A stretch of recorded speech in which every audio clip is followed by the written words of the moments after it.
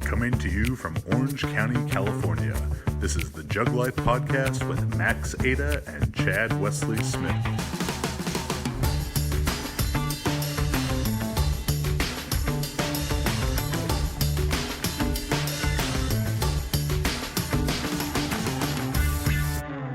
Hey everybody, what is up? Chad Wesley Smith here, bringing you another episode of the Jug Life Podcast. Joined, as always, by miniature Max Montana. You lost a bunch of weight. You lost like 25 pounds, right? I was a kilo lighter this morning even. Oh, yeah? Yeah. I don't think I was.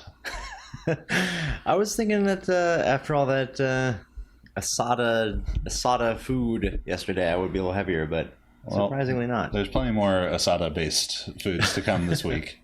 And there's another tray of enchiladas that Marissa had promised to me. So those will be getting made this week. Enchiladas were delicious. They are. Marissa, you make fantastic enchiladas. Yes. Will she hear that? We don't know. Oh, she listens to every episode. Really? Oh, yeah. Well, they were wonderful, Marissa. Listens to every episode, plus has attended by far the most clinics. Oh, for sure. She has to. She has to have. At least 50 clinics. Says she always learns something new. She's probably lying, though. So today, we're going to be talking to you about exercise variation. The principle of variation, and then some of our personal favorites to include in our athletes programming, talking about what variations address different issues in the lifts for both powerlifting and weightlifting, and how you can improperly apply variation, and then how you can strategically apply variation and make it work for you.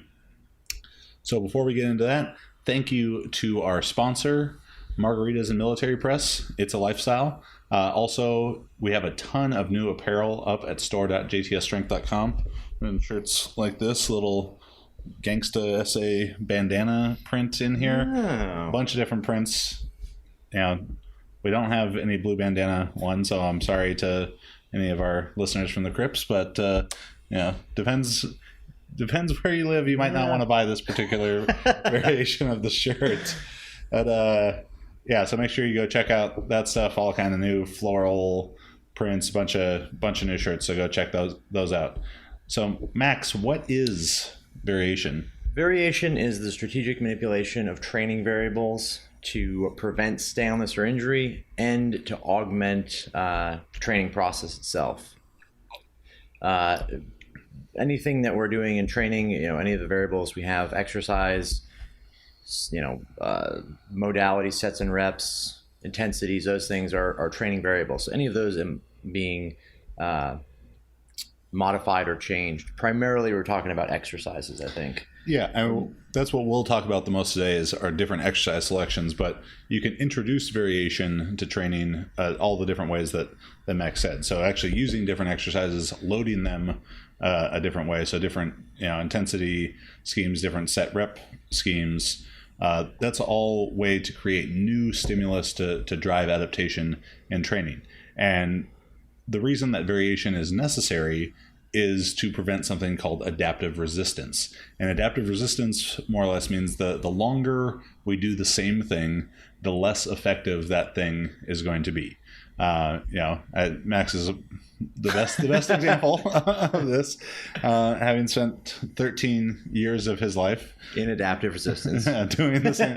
Well, not the first like 6 weeks were great. The first 6 weeks were amazing. Then it's just an uphill battle.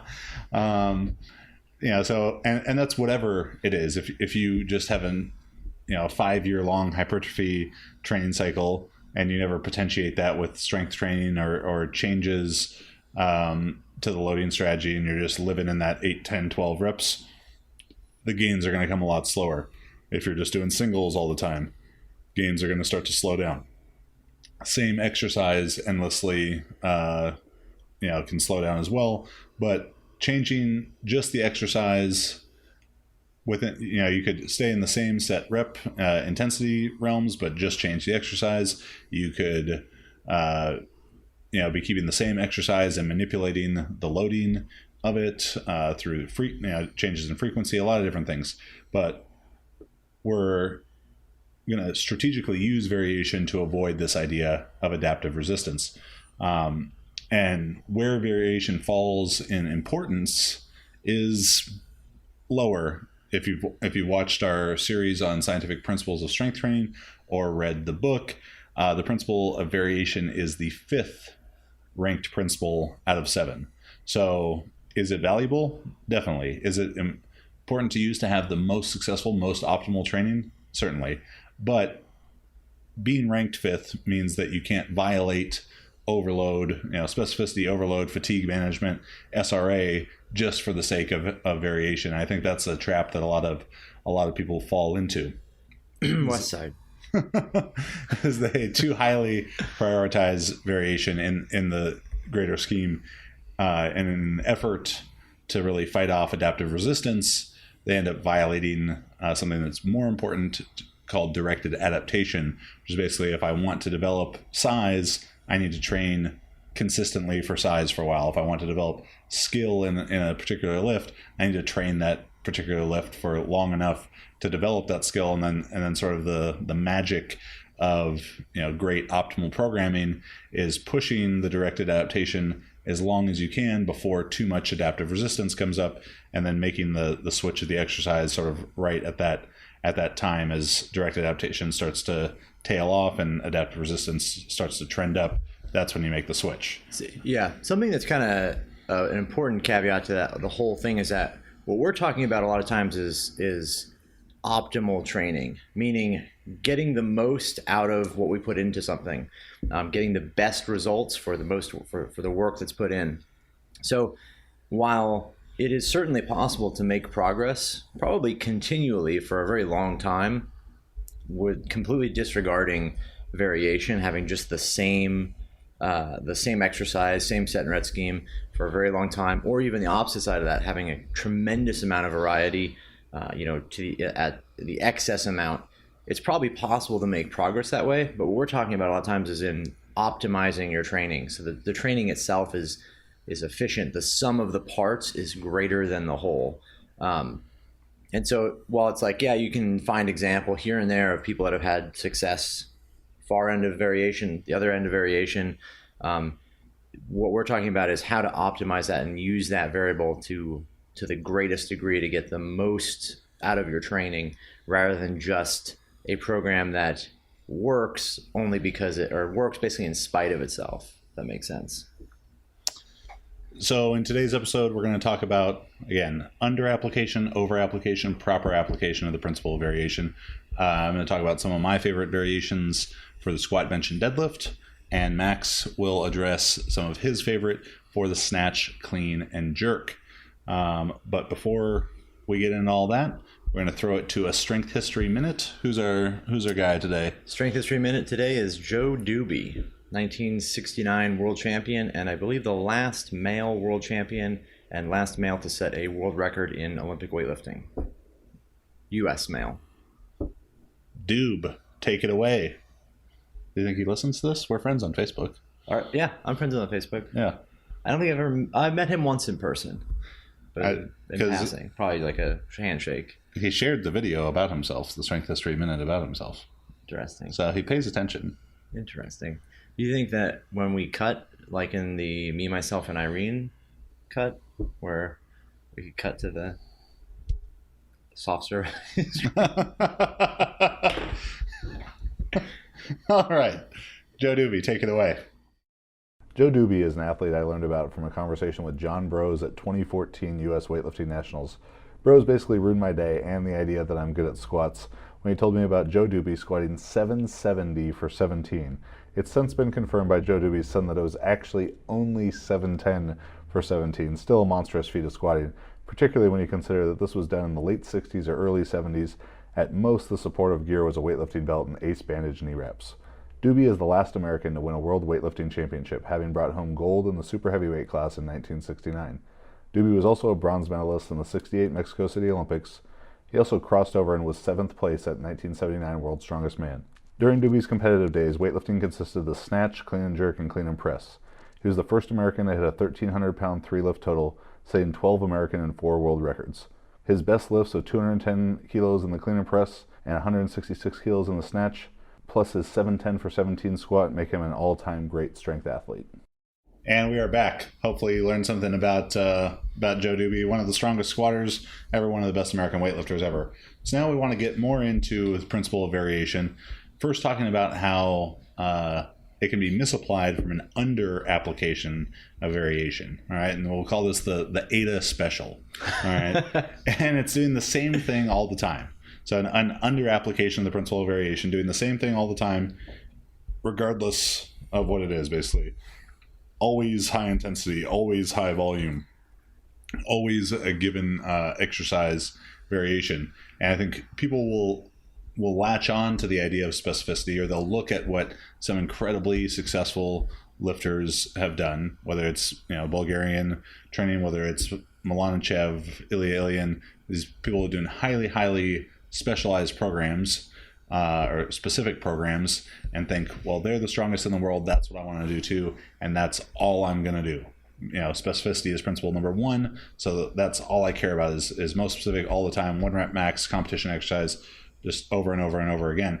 And where you run into the problems, as we said, is this idea of adaptive resistance. The longer you do the same thing, the less benefit it's going to yield for you, as well as running into staleness from a mental standpoint. I've had issues with this myself, where I do pretty optimal powerlifting training, which tends to be boring, and maybe it's not truly optimal if it's too boring and I can't stick with the program.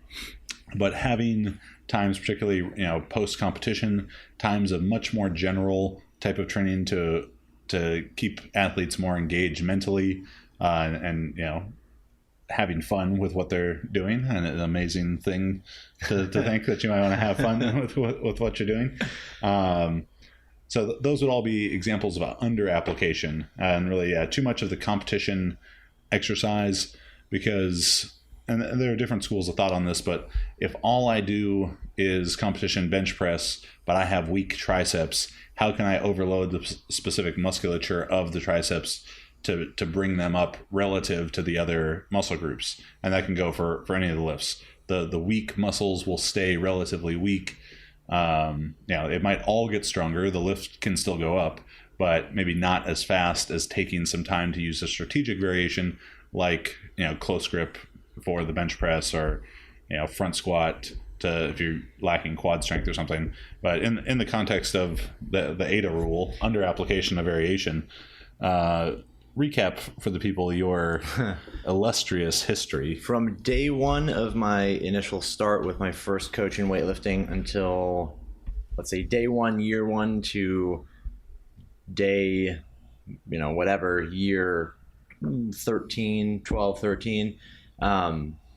The only variations I did were classic snatch, classic clean and jerk, power snatch, power clean and jerk, and front squat. Towards the later half was back squat, but all for single repetitions. The occasional variation of a set of like 3 or 5 or whatever, but never actually programmed, and never enough to actually elicit much adaptation. And it would be like one random. It'd be like out of nowhere on a Tuesday, you do a big front squat, like, hey, let's see how many times I can do 400 pounds, and you do it for 5 or something. And so you weren't even doing like back down. We would do back down sets, but it'd be singles. Oh, back down singles. So we'd work up to like a top single in the squat, and then our back down sets would be like do 2 more singles, 10 kilos lighter. And how did Uncle Ivan tell you for the day? 5 kilo more. Yeah. 5 kilo more. Front squat the maximum. The maximum. Oh yeah. The maximum. That's every day. Every day. Every day. 2 or 3 times a day, and really just one slice of the pie, of the variation pie that we use. Total specificity for all singles, all maximum intensity, only the competitive exercises and the closest variations. It's also, we call that the pinky and the brain program. Yeah, what are we going to do tonight? The same thing we do every night, Pinky. Try to take over the world. Yeah. Try to maximum every day. Try to maximum. And so that was the bulk of my training, really. And I mean, people have a misconception, and it's not a bad thing to think. It's probably better from an actual training standpoint, but this is certainly not something that Abjayev would have prescribed. There was not relative maximums. There was not No. max for the day. No. It was It was absolute. yeah. To the heaviest possible intensity. Remember one time asking him, well, on Sundays you would just have a light session, meaning you really didn't train, you just went to the gym and did something. And we're asking one of the lifters, what are we supposed to do? He said, oh, just warm up. I said, well, how heavy is that? He said, well, what's your best front squat? And I said, well, it's like 230 right now. And he asked Abajev, and he spoke in Bulgarian, 2 minutes of speaking and then a one-word answer was anything up to 220. That's a warm-up. So anything up to almost maximum, anything up to maximum is a warm-up. And so we just worked up, and that was it. Really, really easy because you have all these adaptations specific, that are for exactly what you're doing. There's just no foundation to build on above that. So you're able to do maximum weights, super heavy intensities, singles, what you've trained very, very well, but pushing beyond that result and building a new functional level beyond that was essentially not possible, or was just extraordinarily slow and very, very unproductive on top of a precarious foundation of possible injury here and there. So that was my experience without didn't even know variation. And physical injury is one thing. What about Emotional? yeah? Well, when your soul gets hurt. It just crushes you. That's the first thing that happens in the idea of overtraining. I guess the terminology is, there's a lot of discussion, I think, as to what the terminology of overtraining really means. But what's really important is that the idea of becoming stale and becoming unmotivated is you have to be a highly motivated person. You have to be highly motivated to do these things, to become perfect in technique, to become very strong, to train hard. So when your training results in something that basically makes you not want to do it on such a level that you find ways to avoid doing it, you've killed your motivation. And so, it's very, very difficult to start pushing into new boundaries and breaking into new boundaries and kind of reaching new levels. You're sort of stuck in this place where when you have any motivation, it's quickly sapped or quickly lost because the exercise and the training itself is so monotonous and so just uncomfortable to do mentally and psychologically that, you get very little out of it. I remember you telling me a story. Maybe you were 6 weeks into training with Abajev, and it was around Thanksgiving. Yeah. Yeah, I mean, my best front squat at the time, probably going in, was about 230 kilos. I probably weighed about 88 kilos. And I went into the gym on Thanksgiving was a Thursday, and it was a Thursday that year. On Monday, I went in and I could front squat, 220 or something like that. Went to Tuesday, got crushed with, 200, 205. Wednesday, couldn't even front squat 70 kilos. So I walked up to the bar, took out the rack, squat down, and just nothing. Just not just a lack of physical strength, but a complete, if someone had been like, you can die at the bottom of this squat, or you can dump it and go and do something else, but dying is the easiest option, I would have been like, yeah, I'll just take death. Just kill me now at the bottom and I'll be fine. Couldn't stand up. I couldn't stand up with 70. I could barely stand up with anything. And this too, so you were about 6 weeks into training with Abajev, Yeah. right? And after 2 or 3 days, you'd made some huge clean and jerk or huge. So the PR. first day I went there, I think my best power snatch was 110. I watched Nikolai Hristov snatch 185 kilos, which was better than my clean and jerk. Within 2 weeks, I power snatched 130. And that's when Abajev said that you. You'll be Olympic champion. Yeah. He's Olympic champion. Then this day, after I get crushed and molested by the bar with 70 kilos, and it was probably more like 2 or 3 days. Show me on the doll where the bar hurt you. There was an Alico bar sized hole in my heart when I couldn't stand with 70, and it was probably more than one day. I was just broken, couldn't go anywhere. We took Thursday off for Thanksgiving. Well, what did Abajev call you? Oh yeah, I'm jumping ahead. So I miss 70. Just can't do anything. I'm just sitting there, just destroyed.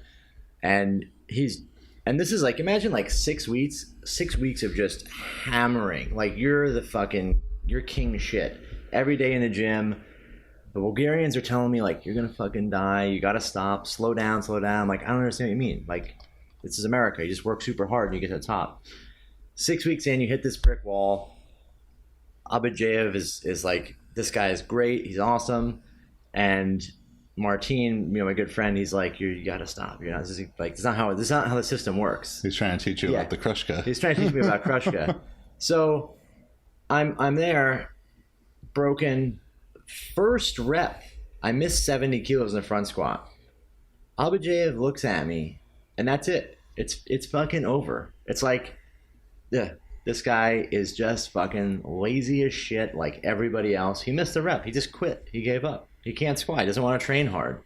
6 weeks of just bleeding and grinding and fighting and crushing. One missed rep at a lightweight, and suddenly you're just a huge vagina. Like, just get the fuck out of here. And he says to me, I want to say someone was like, didn't you say he could be Olympic champion? And he says to everybody, he says, he's Olympic champion of no training. No training. So I went from like a 10 to like a -1, back down to shit. I remember asking him too. They had a term. The term was like teshek, which means roughly like you have one testicle. Like you're kind of like this. I guess that's like this, insult. So I asked him. I was like, "Well, what do I have to do to redeem myself?" And he's like, "Well, you'd have to, as a 94, you'd have to clean and jerk, a big weight." And I said, "Well, as a 94." How much do I have to clean and jerk to not be, to be like not garbage in your eyes? Shit you not, he sat there for about 5 seconds. 245. I was like, 245? Are you serious? I was like, do you mean like 245, like no doping control? And he's like, I don't care if you eat shit, 245. So he had standards that were like impossible up here. And then when you didn't even come close halfway, you're garbage. So there's no leeway in there. But that was the system too, right? Yeah. There's nothing but only here at the top, and everything else is worthless. But then you had Thanksgiving. Then Thanksgiving, we took Thanksgiving off, and on Friday I came in. I think our front squat had a PR. So, clearly it worked. We should do it all the time. No, and that wasn't related to like any increase in recovery. I don't think. I think all that was related to the psychological benefit of, for one, not being surrounded by, basically the Adolf Hitler of training, and you get a day off and you rest, and then you come in mentally so refreshed. Imagine if you've been in prison for 6 weeks or 6 years. That first day out, you're probably going to feel incredible, even though physiologically nothing's different, right? So I think that's a huge part to say that. Because physically, I didn't really get hurt doing it. I didn't like have my knees blow up, my back blow up. I was physically able to do what I could. I mean, I couldn't stand with 70, but that was much more psychological, and to show like how significant variation can be if it's underutilized. The psychological aspect is probably the first thing to go. Granted, that probably could have been mitigated much earlier on had we had some variety or had some kind of variation in the training stimulus over and over, but. I think that goes very much to show that the psychological side of it is definitely the first thing to degrade. So those are all examples of the under application of variation. How are some people over applying it? Well, I think the biggest problems with over application, the overuse of variation, are certainly going to be in people that are going way outside the boundaries of specific exercises. They're missing the boat because they have so much variety in training. There's no directed adaptation. If you have 15 different bench variations, you get 70 different squat variations, there's just no way that 70 different variations are really having an impact that they could. I think when you get into that with too much variation or too frequent of change, and such a big exercise pool, it's not only a variation of specificity, but also a violation of specificity. It's also a violation of overload, because there's no way to track improvement and track changes in the exercise. Because if you're trying to say like, okay, well, the last time I did this exercise was 4 months ago, and now I produced this result on it, it's like there's so many variables in between those times? It's like, did only your technique improve at the exercise? Like, did you actually acquire any more skill or strength at it? I think, yeah, one thing that I think is kind of interesting, this is just my personal observation, is that especially with variation is one of these things that kind of holds on to this urban legend of the idea that, on one extreme, if you don't change up your routine, bro, then you're gonna, not make any progress. Muscle confusion versus the, snatching from the blocks is a trick lift. Doesn't really count. They're both on the extreme, but generally I would say the bigger violator there is having this idea that you have to have really constant high frequency changing of exercises or changing of the routine in order to sort of stave off staleness. Because in my own example, that didn't even exist, and there was still progress over the course of some time.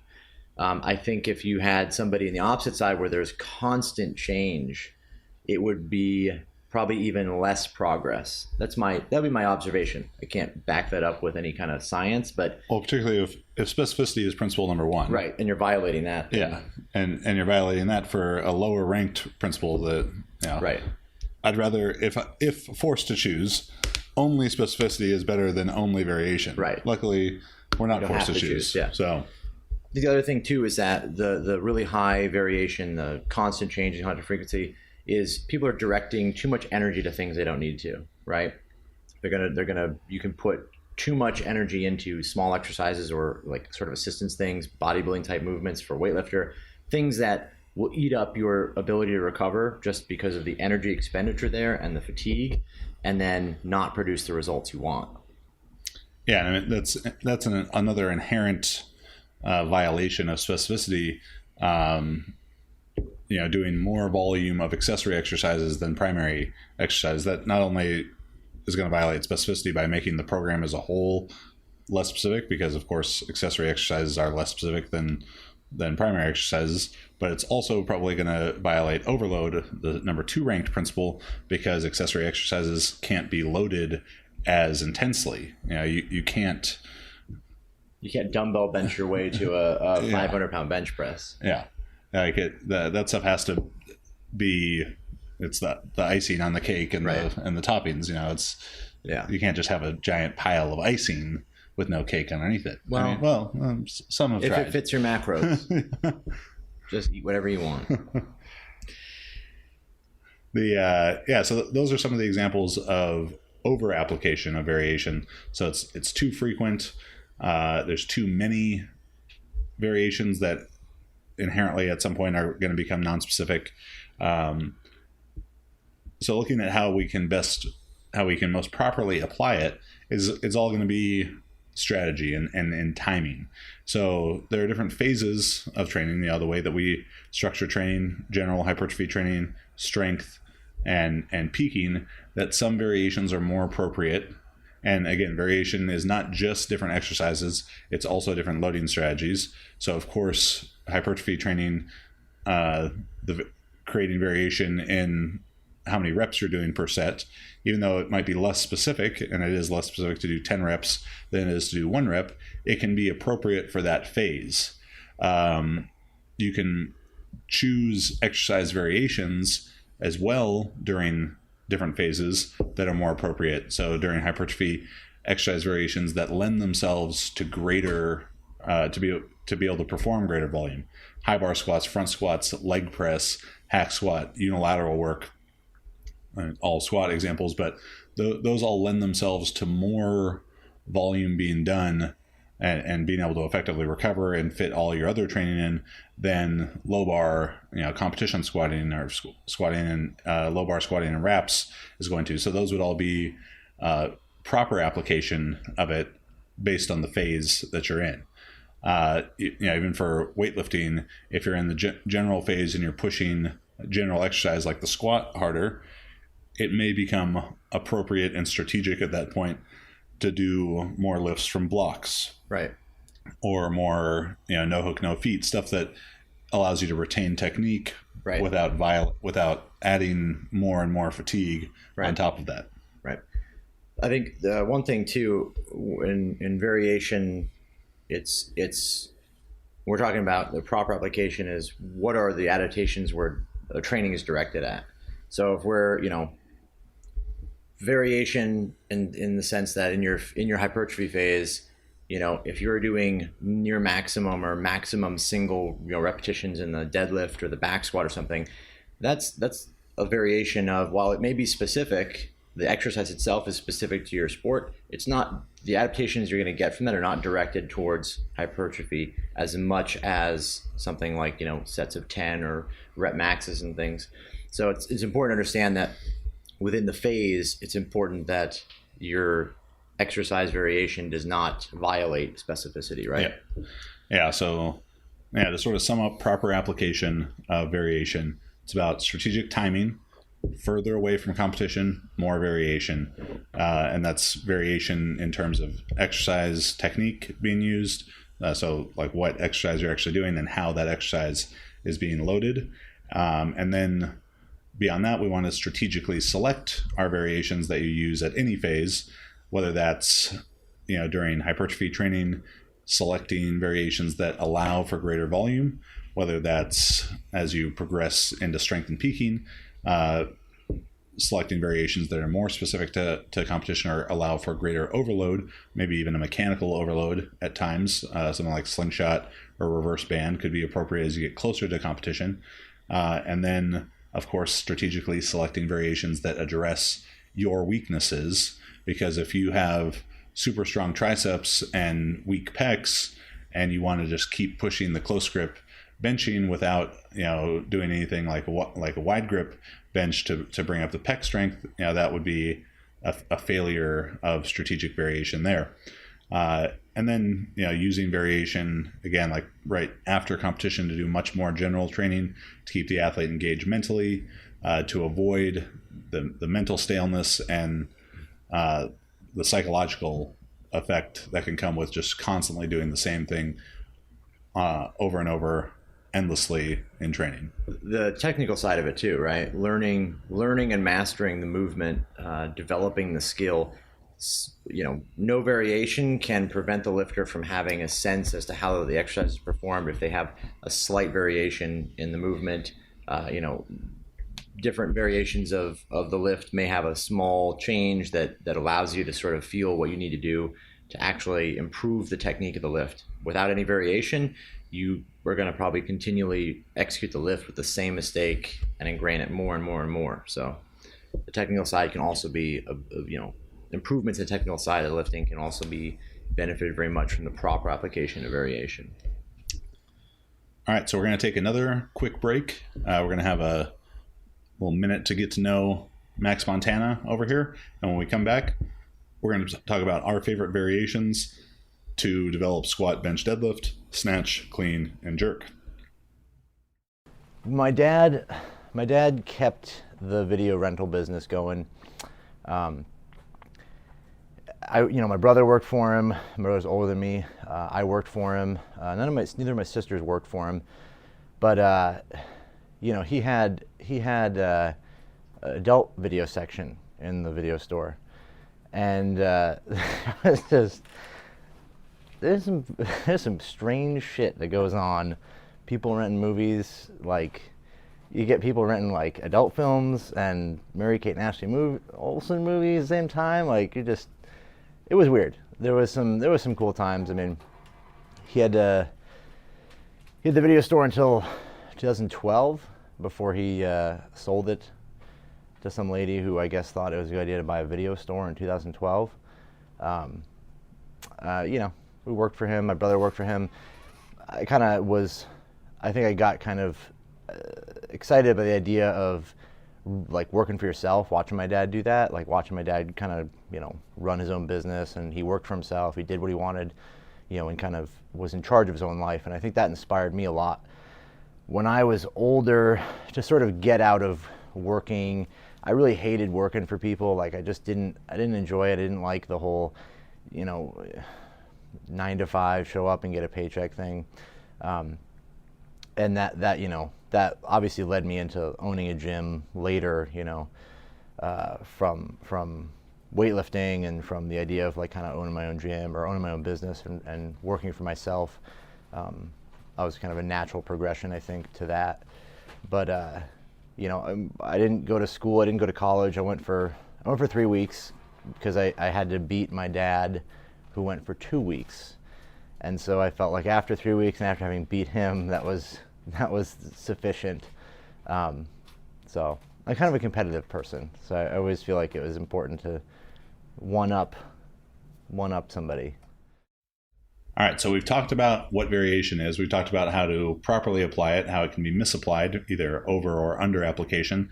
Now let's get into some practical examples of what our favorite exercise variations are to develop these different lifts. And again, there's so much context that would really have to go into this for us to be able to tell you, the viewer, what your best exercise variation is. So in this, we'll try and give some context around why this is our favorite variation or why it's a good variation. And if you can try and understand the principles and the reasoning behind that, you may be able to say, well, even though they think this exercise is great, the reasons they gave don't really apply to me, but I could see how, where I'm lacking and things could be useful for some other variation. So make sure you keep that in mind as we're going through these. For the squat, probably the exercise variation that I prescribe to the most people that seems to be really beneficial is the belt squat. And we've talked at length before about differences in lifters who have strong legs and a weak back, or strong back and weak legs. And the belt squat is going to be great for the latter group there, the strong back and weak legs, because it's going to put all the stress on the quads and absence of loading for the back. It can be trained for really high volumes. As you're training it, you want to make sure, maybe even overemphasizing the weight towards the front of the foot, so all the stress is going into the quads, because that's the point of the movement, is developing the quads. So don't sit back into a belt squat. And if you're using a belt and loading pin, it would be really challenging to do that. But certainly with some of the machines, when you have like a handle in front of you, it could lend itself to really sitting back. And that could be a useful exercise just for a different purpose. If you really need to develop hip strength or something and you had very strong quads, then maybe the sitting back belt squat could be useful. But I think over the last 4 years, I've probably done like 150 seminars and seen maybe 4,500 different lifters. Because 1,000 lifters. and the weak quad seems to be more problematic. I always find that's funny, and not to mock people, but a lot of times people come up to me and but not be like, not to mock them, but not to, yeah. And they'll be like, I'm so quad dominant. And you look down at their legs and you're like, well, your knee is the thickest part of your leg. I don't really understand how that's possible. I think it's just one of those old, quad dominant. They saw it in a lot of T Nation articles. Sitting is a new cancer. Sitting is the new smoking. Sorry, sitting is a new smoking. Yeah, so the belt squat is great, particularly if you do fall in that category. Strong back, weaker legs. We have a whole video about assessing that and finding the differences there. A couple other favorite squat ones. Safety squat bar is really the one specialty bar that I tend to advocate for the use of. Not only can it be great if your arms get beat up from low bar squatting as a good alternative there, but it's also going to put a lot of stress on the quads and build up the upper back. I fucking hate that thing. It's really uncomfortable. I used to be good at it, but my last go rounds with the safety squat bar, I remember, that was like a huge drop off. Chad's basically 1,000-pound squatter. I remember he's doing like 500 pounds. It was crushing, really uncomfortable looking. It was like 20%, which is really odd because I would have thought you'd be amazing at that. I know. I was always really strong at it, but I used to be strong at it. But the safety squat bar, because it'll build up the upper back really well. Beyond that, for squat variations, just pauses at different places. Remember, when you're doing pause in this squat, bench, or deadlift, you want to put the pause right before your sticking point, because the sticking point is not the weak point. The bar has to slow down to stop. So you want to get stronger where it's slowing down. So if you stick 3 inches above parallel in the squat, try doing pauses at 1.5 inches or 2 inches above parallel and building up strength in that range of motion. In the bench, I think, tons of great bench variations out there. One that Marissa and Kristen have both been doing a lot in this last train cycle and been really successful with is a feet up Spoto press. Mm-hmm. And that's basically as a muscle intensive lift as possible. And for female lifters, I think it's so concerned with how big can I make my arch? How much can I exploit a shortened range of motion and stuff? The focus needs to shift from that. Technique is great and the setup and the position are great, but that's only going to get you so much if you ain't got any muscle. Like, what are you going to lift the weights with? And feet up Spoto press takes away any ability to get a big arch in the setup. It takes away any ability for leg drive. So if you got no leverage from the setup and you got no leg drive, it's like then you have to use your muscles to lift it. If you're wondering on a tutorial on how to do a feet up Spoto press, go to any high school weight room and ask the weightlifting or gym coach, the PE teacher, how to bench press. Yeah. It's a great variation though. Yeah. And the feet up stuff we had to do with Marissa because she was having some piriformis SI issues after Worlds. So we'd been pushing the feet up pressing a lot and then just went with the Spoto on top of that. And it really makes the muscles work because there is no other way to lift the weight. And that's going to be, a great exercise for hypertrophy. It's not going to be something that you're maxing out on. You're doing 1 or 2 or 3 rep maxes on because it's just not a variation that would be strategic for, big overload, but it is great for a lot of volume. It's great to put a lot of stress on those muscles of the bench press. Other bench variations that we really like, close grip is going to be great for almost everyone to build the lockout. Be mindful, especially if you have very long arms, of what position your shoulder may get into when the bar comes all the way to your chest. If your shoulder's kind of popping forward and you're losing that scapular retraction and control, doing a close grip to a 1 board or a 2 board may be appropriate for you there. And then I think wide grip pressing variations, as long as your shoulders can stay healthy with that, that's going to be probably most effective to build up the pec strength. And the bench press at its core is a pec exercise. A pec exercise, then a shoulder, and then a tricep exercise. It's definitely not a back exercise. And you know how I know that is I went to 24 Hour Fitness and they had the little diagrams, and the pecs were shaded in the darkest. Red, Yeah, and those were made by scientists. It would be false advertising, so it would be illegal for them to put it on there. Yeah, and those are made by scientists, so that the pecs, those are going to drive big bench presses. So wide grip is great for that, but make your muscles work. Feet up Spoto press, feet up all different kind of variations at the right time, farther away from the meat, and then as you get closer and closer, you get more specific. You have to put more weight on the bar, and then getting your right setup and your technique down is paramount. Of course, technical prowess and peaking. And then finally for the deadlift, the box deadlift, far and away, box deadlift vert pull is been the number one thing to improve my deadlift, clients' deadlifts. We have a big tutorial about this that I'll try and remember to link somewhere in this video. But is it just an RDL? Yes and no. I've done a ton of RDLs and I've done a ton of box deadlifts, and the box deadlifts were usually with 50 to 100 pounds less than the RDLs, but I felt them way more. The strictness of the box deadlift is significant because an RDL, I mean, when you think about if your knee shifts forward, and from weightlifting, seeing that if your knee shifts forward a tiny bit, the pressure of an almost imperceptible amount. A shift in body weight in the foot, it suddenly changes the exercise. The RDL, the box RDL, is superior in that it makes the exercise way more strict, and I think probably localizes the pressure a lot more. Yeah, and it allows you to get more out of the exercise with less weight. Yep. And that's going to be a great thing because it is a variation. It is a little bit less specific.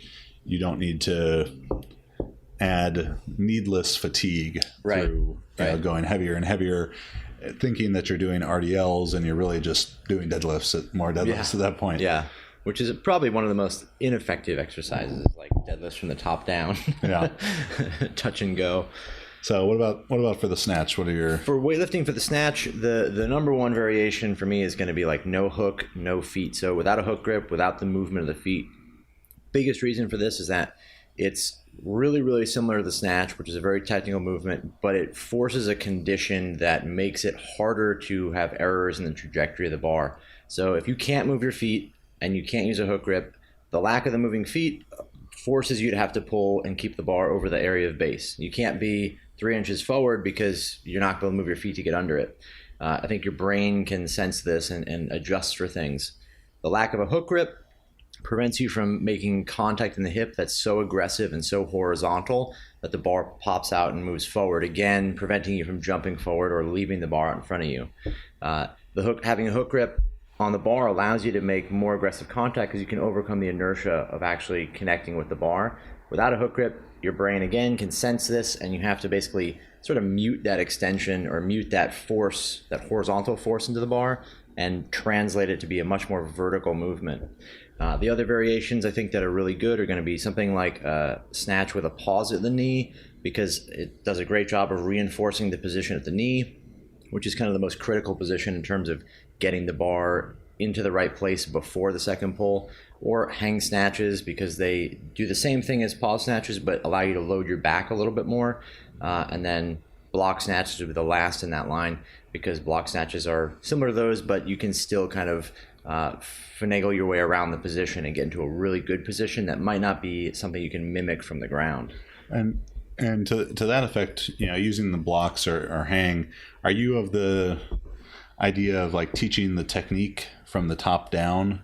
Yeah, so the reason I teach the technique from the top down is that most of the population we're working with is going to come in after puberty, and they're going to be stiff or tight or have some different limitations. So most people are going to need to work at the very top position, the snatch, the overhead squat, having the shoulders overhead.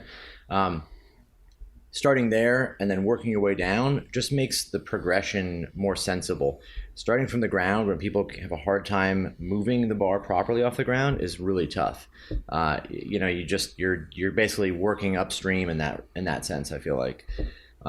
So from the top down is just generally, I think it's better. I think the second pull is such a critical movement, such a critical thing to learn, that you have to start there. And a lot of the first pull is really just getting you in the best position for the second pull, right? Yeah, if you know how to make the second pull really good, the first pull is just a matter of lining yourself up for that.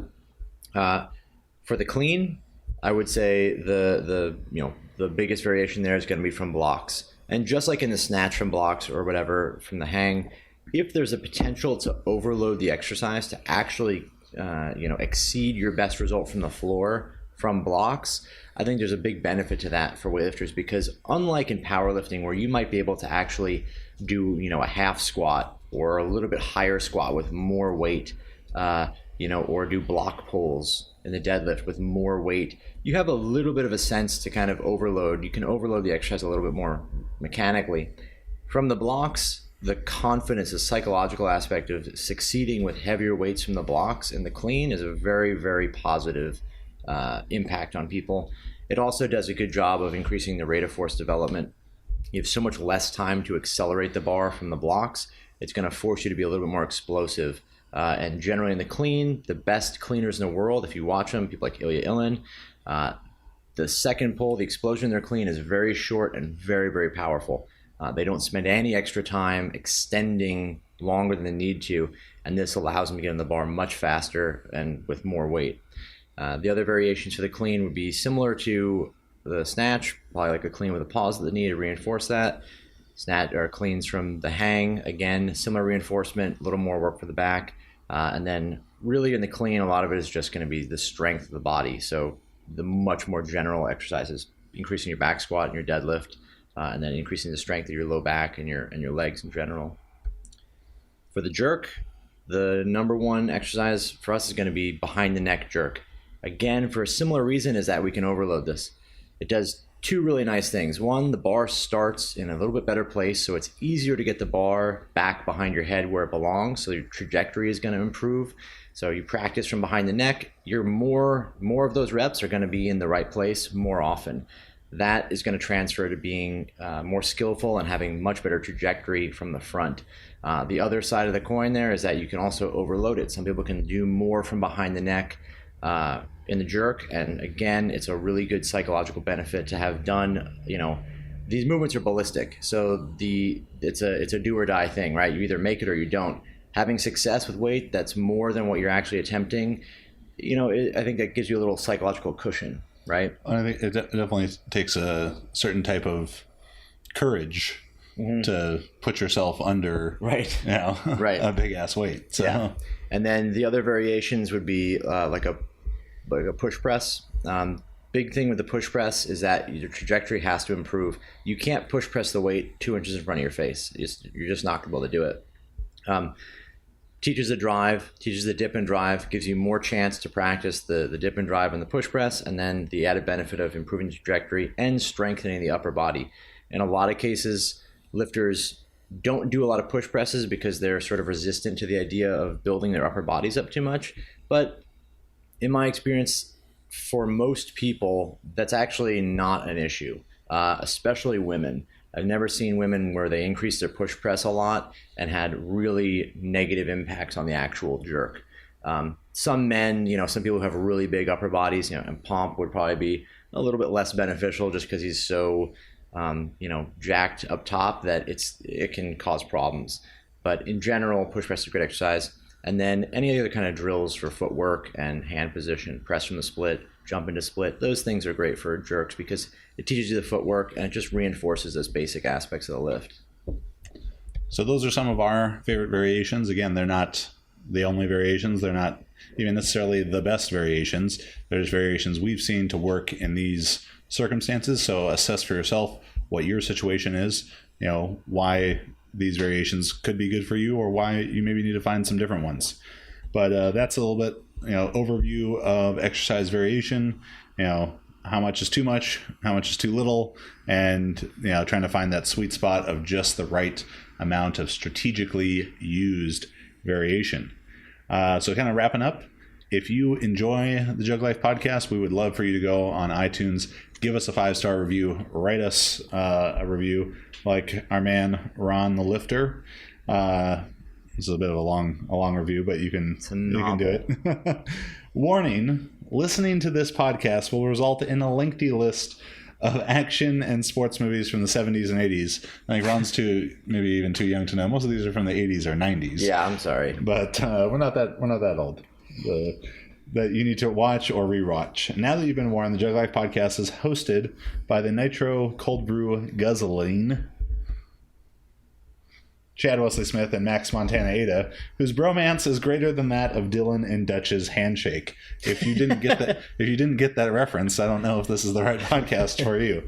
This podcast comprises of about 30% movie quotes, 50% great info on periodization, nutrition, training for weightlifting and powerlifting, and 20% jabs at Westside and Mark Ripito. I don't think we've jabbed at Mark Ripito. Oh, maybe 5 times total. That's good. That 50% on training, though, is full of quality content ensured by a consistent panel of notable guests. If you're a weightlifter or powerlifter looking to train smarter and harder, this podcast is highly recommended. This podcast is also sponsored by an ever-changing list of questionable lifestyles. So thank you, Ron, for that great review. We should probably maybe start giving these people who we read the reviews something. So, Ron, if you're listening, you can email me, chad@JTS Strength, and I'll send you a shirt or something. Ooh. Upcoming events. So, to reiterate, if you like the podcast, go on iTunes, give us a 5-star review, write us something funny. You might get something. Yeah, we'll read it, and maybe I'll send something. Yeah, maybe. You'll have to wait and find out. You have to write a great review. That is step one. Upcoming events. October 28th, I will be in Minneapolis doing a presentation on programming, program design for lifters of all levels, beginner, intermediate, advanced, male, female, big and small, and everything in between. So come check that out at the Movement Minneapolis. You can sign up for that at store.jtsstrength.com. On Wednesday, November 1st, and I'm going to announce this even though it's not 100% confirmed that we're doing it, but we will be in Park City for a little team training camp there in Park City in Salt Lake City. And we're going to do the Jug Life live-ish. Live audio, live studio audience. Yeah, filmed in front of a live studio audience, assuming that some of you show up. or we'll just be there by ourselves doing it as normal. And that will be at the Boneyard Saloon in Park City, like right off of the main drag there in Park City, where Team Juggernaut weightlifter Kaylin Pepito is a waitress. And if you don't want to come hang out with us, well, The food's great. probably Hopefully. Kaylin will be there. Q will be there. A lot of strong lifters are there. Yeah. Christy, Pomp will be Kaylin, there. Pomp, yeah. He's very muscly and You can meet Rocco. Yeah. Pomp's mini Pomp. yes, he's only how old's Rocco now? 5 months. 5 months, man. He's Pomp, huge. Pomp always sends me pictures of him. He's like, the hugest, muscliest baby. and he'll be ever. like, look how ripped he is. Yeah. And you're like, it's funny. Then you look and you're like, he does have abs. Yeah, he's pretty jacked, baby. So that is Wednesday, November 1st. We'll give more details about that as the time approaches. But you can come, and it's basically, when I say a live episode, we'll do our little spiel, and then we'll take questions from the audience and just kind of hang out and drink beers. And you see Max get wasted. He might hurt himself again. Who knows? That's very possible. Can we get one of those like laugh tracks? We'll probably need- applause. Oh, yeah. Applause-o-meter. Maybe I could see Alyssa being like our Flavor Flav sort of and working the crowd for us. That would be cool. Yeah, she'll be out of control. Yeah. Then on November 11th, Max will be doing a weightlifting clinic Yep. at Bay State Barbell, and we think that that's in It's in Massachusetts. Massachusetts. Yeah. Good. Maybe Boston. That's not a good one. That was a bad Boston accent. Yeah, well, Yeah. But it's just gonna be edit that out. be fucking wicked cool seminar. There you go. Yeah, it's gonna be a wicked retarded awesome seminar about snatch and clean and jack. Then from November 11th through the 19th, Marissa and I will be in Ireland doing seminars all over Dublin, Limerick, Belfast, some other places. To be honest, I don't even know where we're going. I'm just gonna kind of show up, and our host is sort of gonna take me from place to place. There's a town called Limerick? Yeah. There's got to be limericks about it. Uh, Like a man from Nantucket, so on, so on, so on. Yeah, so if you want more info on that, I think I'm doing like 4 seminars and a couple small group personal training sessions out there. We'll be in Ireland November 11th through the 19th, so send me an email about that, chat@jtsstrength.com. Beyond that, check out our online coaching, juggernautcoaching.com, powerlifting, weightlifting, super total, all different levels. People are killing it, making very, very big progress in all the lifts, and just kind of a great community of people who are supporting each other, great coaches, myself, Max, Pomp, Marissa, Kristen Dunsmore, Andy Huang, that huge Asian guy, you may know him as, can be your coaches. So yeah, again, juggernautcoaching.com. And then subscribe to the YouTube, share the podcast with your friends who want to get better at lifting things. And yeah, that's it. Where can they find you, Max? Find me on Instagram, Max_Ada, or on Facebook. You can email me, Max@JTSStrength. If you have any questions about the Juggernaut online coaching. And he already said the website, so I can't screw it up.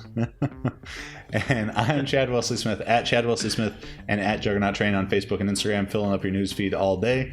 Thanks for listening, watching, however you're interacting with us, and we'll see you next week.